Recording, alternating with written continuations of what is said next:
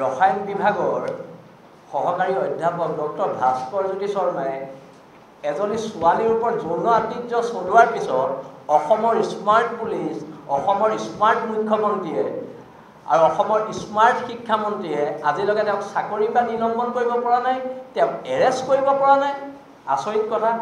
কিবা থকাৰ লগে লগে ডক্টৰ অতনু কুমাৰ দত্তই কয় যে তেওঁ হিমন্ত বিশ্ব শৰ্মাৰ মানুহ। ডক্টৰ ভাস্কৰজ্যোতি শৰ্মাই ৰেপ কেছত ফচাৰ পিছত কয় তেওঁ RSSৰ মানুহ। মানে ইয়াত বেটি বচাও বেটি পঢ়াও শ্লোগান দি পেলাই ইয়াত অধ্যাপকে অসমৰ দৰে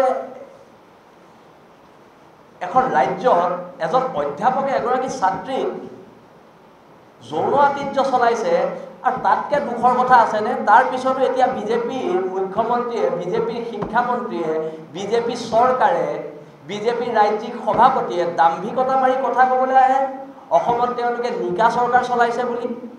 তেখেতলোকৰ লজ্জা আছেনে নাই? প্ৰথম বীৰ লাচিত সেনাৰ মজিয়াৰ পৰা এইটো আমাৰ প্ৰশ্ন আছে। আজি ডক্টৰ অতনু কুমাৰ দত্তৰ ওপৰত কোনো ব্যৱস্থা নাই। যদি কোনোবাই তেখেতক এটা প্ৰশ্ন কৰিব যায় তেওঁ লগে লগে কয় মই হিমন্ত বিশ্ব শৰ্মাৰ মানুহ। যদি ডক্টৰ ভাস্কৰজ্যোতি শৰ্মাক এই বিষয়ে, আৰু তাতকৈ ডাঙৰ কথা, ডক্টৰ ভাস্কৰজ্যোতি শৰ্মা আৰু অতনু কুমাৰ দত্তই ছাত্ৰীগৰাকীৰ মাকৰ ওপৰত প্ৰেছাৰাইজ কৰিছে যে আপুনি চাইন মাৰি দিয়ক, ছোৱালীজনী একো হোৱা নাই। চাইন মাৰি দিবলৈ প্ৰেছাৰাইজ কৰিছে, নহ'লে আপোনাক উল্টাই জেলত ভৰাই দিম বুলি কৈছে। ছাত্ৰীগৰাকী মাকক কৈছে আপোনালোকৰ ঘৰখন শেষ কৰি দিম, আপোনালোকক জেলত ভৰাই দিম। আমি হিমন্ত বিশ্ব শৰ্মাৰ মানুহ, আমি RSSৰ মানুহ। এতিয়া কথাটো হৈছে যদি এৰেষ্ট নকৰে তেন্তে আমি সোধপোছ কৰিব লাগিব।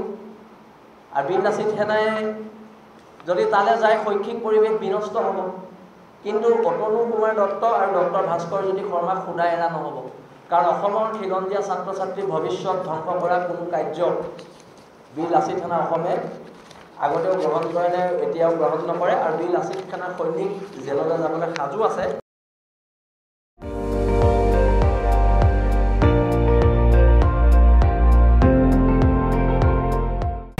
আপুনি চাই আছে ND24, সৰ্বশ্ৰেষ্ঠ নহয় সৰ্বোত্তমৰ দৌৰা।